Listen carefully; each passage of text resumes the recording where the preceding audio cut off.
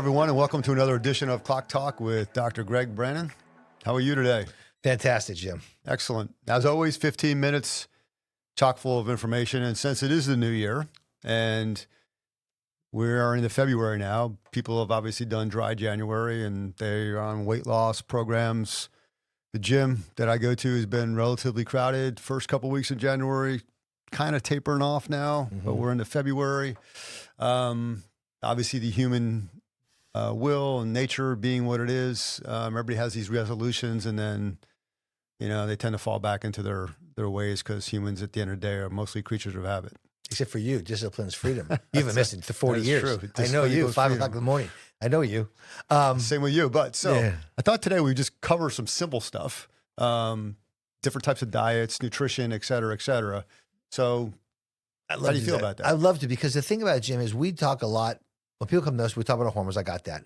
But I spend more time talking about how to eat, what to do. And I'm not a weight loss doctor.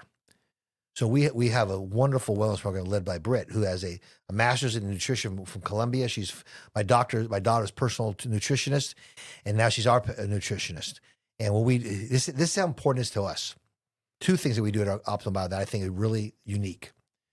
We have one consult fee to see me or any other providers for your whole life. Mm-hmm. Your whole life. Questions every single day. I joke, I call it the Monica rule because she came 13 days in a row. But we never, ever, ever, it's forever. Next thing is everybody gets a free nutrition consult. We want to educate and prove we know material. We're not here to sell anything. We want you to be prepared to make informed decisions. I can't stress, Jim, the cornerstone of ethical medicine is informed consent, period.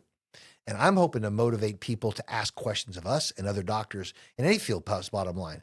So that's how important nutrition is. But I could not, first off, is how many classes I take in nutrition in medical school. It's called zero, okay? It still is. I learn on my own, and I know the date vividly. I'll tell you my little story here. April 30th of 2011, the last time I went for a routine doctor check in my life. And I came back, I'm about 5'10", 180 pounds. And I went to my doctor and my blood sugar was 131. I'm diabetic. I'm like, how am I diabetic? I do triathlons, I do CrossFit. What's wrong? I eat oatmeal every morning. I do 6 meals a day of carbohydrates. We were taught to teach. And the irony part is I took care of diabetic pregnant patients. There's a little irony there. And I come home April 30th. I know very well. I'm going to the second floor, see my doctor, come back to my third floor. Melanie, my check-in lady, goes, Greg, where you been? I told her. And she goes, you ever heard of a book called Primal Blueprint by Mark Sisson? I go, never heard of that. It's crap. I'm a doctor. You need carbohydrates. It's exactly what I told her. I know vividly what I told her. I walk back to my desk. Come back out. I go, Melanie, I'm an ass. I'm so sorry. What is this? Mark Sisson, Primal Blueprint. For those who don't know Mark, you guys probably know him now, but this is back then. He doesn't like vegetables. Yeah. We'll about that in a second. And then so I went and bought the book. I was 180 pounds. Exactly what the book said. So May 1st, I started the diet. It's basically a way of life. July 4th, I was 145. People thought I was down to cancer because now I lost weight. It's a lot of weight loss. Then I gained, then I started testosterone. I gained it all back muscle-wise. But the bottom line is he clearly showed how we're over-carbohydrate and the whole cholesterol thing was a lie. Since that time, he wrote a book called 2 Meals a Day. He's out there with Sean Baker a lot. He's on Rogan a lot. He's out there with Jason Fung a lot. So the bottom line, he was a nutritionist and a triathlete who wrote for P90X. And he wrote the whole P90X diet and converted and said, no, I'm missing the point here. So what I'm saying is we all can learn, okay? And I started applying those principles to my diabetic patients. I had women who could not cycle, therefore not get pregnant, just start doing the diet this way, losing weight, ovulate, and have babies. Wow. So I knew that sugar was a culprit. I did not know how much of a culprit it was. And that's how all things are, Jim. And I think that's why it's important that we just don't, there's a great 1955, 56 advertisement of a doctor, a OBGYN in a white coat with a cigarette saying Chesterfield's is the recommended cigarette by OBGYN. It's like we got to understand this stuff. We got to ask questions, Jim. So that was my little journey that got me this whole path of my health, My brother had a heart attack very young. My mother had one as very young. So these are things I want to do to prevent, or when I have one, God's in charge, but to prevent as much as I can, as healthy as I can. Sure. Because the things we're doing is the culprit. That's the bottom line. All right. So obviously you've had to come to Jesus regarding carbohydrates. So Intermittent fasting changed my life. So we'll get to intermittent fasting later, but let's talk about carnivore diet. Okay. Thoughts on that? Okay. Dr. Baker was on our podcast a few years ago. Sean is an orthopedic surgeon, trauma surgeon in Afghanistan. Brilliant. Played professional rugby. He believes in no supplements, no testosterone, just eat red meat and eggs. I wish I could do that. I believe in that. I believe it wholeheartedly. I'm about 80% there because I'm lazy. I want to have it. We asked him, do you even have a cupcake? Never. I got it. And I believe there's a lot. He has some, not just I'll be very clear here. That's not a fad. The fad is the food pyramid. That's the fad. Okay. Sean is not just funny. He's brilliant. But not everybody can follow that diet. Come in Jason Fung's book. Sort of says the same stuff, but intermittent fasting, ketosis, they're all the same thing. They're elimination of carbohydrates. Now you have Dr. McCullough come in and say, he did it for years, but certain cell types need sugar. It's called the Brannon cycle. And Sean, I love watching him and Sean like sort of debate on it because they're both brilliant people. I think there's a component. I think the clear definition is when you eliminate insulin resistance, then I think you're free to have some type of sugars, but not till then. But the science behind red meat and eggs, I truly believe it. Grass-fed, free range is the way to go. And Jordan Peterson talks about what he did in his life. So I've seen in my life, I like ice cream every now and then. So I'm not going to cheat. Yeah. I think too, I mean, there are some people that I know that have tried it and, it's not for everybody. Again, right. I'm very clear here. This is guys and girls. Now, guys are much easier. Whatever diet. Yeah, talk about the effect for females. If you're a male and you say eat 6-8 hours a day, you find your time. I find myself, I eat like 4 hours a day, but when I want to gain weight, I'll eat 6 hours a day, 8 hours a day. There are things I'll do within my window. My family spend all the time because if I have some ice cream or some licorice, but it's your window, Dad. I go, yeah, it's my window. That's my I know I can go without eating certain times. Once I did that. That being said, a woman is not that simple. They have the honor of carrying life in their womb. Their cycle is different. And Dr. Pelz's book, I read the book and I listened to a couple of podcasts. She's brilliant. She shows how biochemically estrogen, which dominates the first part of a cycle and the last week of a cycle, loves to fast. So she says, if you're going to fast, that's when you fast. Progesterone needs sugar and wants sugar and salt. Give it. Give it. And it also takes pressure off these women.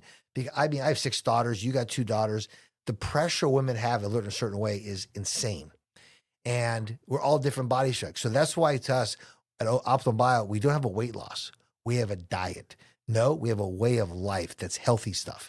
That's why it's a balance of all those. There's not just one way. Even though I love carnivore, for myself, I live intermittent fasting, but it can't be one way. You got to listen to your story, your lifestyle, your likes. Life is short. I'm Italian. I still love eating. I have no pasta in 15 years, but I love my meat. So there's things to do. Right. So it's important, Jim, that we understand we're not cookie cutter. And that's what's very, very important. How about the Mediterranean diet? You know what? I think after insulin resistance is accomplished, now I think the Mediterranean diet is important. The problem is this whole food pyramid was Dr. Keyes, who pushed this cholesterol article. He studied certain countries after World War II where there was not meat available. By the way, tell the audience how the food pyramid came about. Yeah, the food pyramid is very interesting. So Sweden wanted to do a study on how to feed a population without meat. That's all it was. And then McGovern, I'm not judging his intent, but he had a heart attack and he said, I got to try something. This is in the 70s. And he started doing some studies and thought that, he bought into that saturated fat kills. And he got a guy, pushed through the whole idea of grain. So the problem is when you make it back to 250 million people in America, you put all that one cycle, you go from eating, I'll say, a little bit of carbohydrate to 80% carbohydrate. That's the whole data change. Yeah. And you can also look at, I'll give you an example. French fries, McDonald's French fries, used to be 3 ingredients: salt, potato, and tallow. Now read them. See, the things are changing. Right. These are changing. I think there's a company called Steak Shake. They're going back. I think Buffalo Wings are doing everything in tallow now. Tallow is your natural fat. But that all being said, Jim, it's very interesting how we try to make things easier, better. It's actually made us unhealthier. Yeah. And I don't think it's on purpose. I think you don't know until you find out a few generations what's happening. Yeah, I think economically too, it's probably easier to process carbohydrates for food than it is proteins. Right. But protein, but the thing about it, Jim, though, is like we now know the brain could work on fat very well. But it still has, according to Wacola and the Randall cycle, it still has a propensity to like in sugar better. I think it's a balance of everything. The mitochondria is very, very smart organelle that will take in fat at the right time, called the Krebs cycle, and carbohydrates at the right time. Our body is only overpowered with one thing. But diet-wise, if you ask me that, if I wish I had the discipline to stick to just meat and eggs for a few months, I'd be very curious because when I do it, I feel better. It's just for me. Dr. Fung's books, the intermittent fasting, is just easier for me to control hours than I can exactly what I'm going to eat. Mm-hmm. But I love steak and I love eggs. I have eggs every day. But it's a point of I still like to have some sweetness now and then. Sure. So let's talk about 12-hour intermittent fasting, 16, and then that one time a month, 24-hour fasting. 24. Yeah. Peter T is what's been pushing that very well. And he's very honest about this. We don't have a time.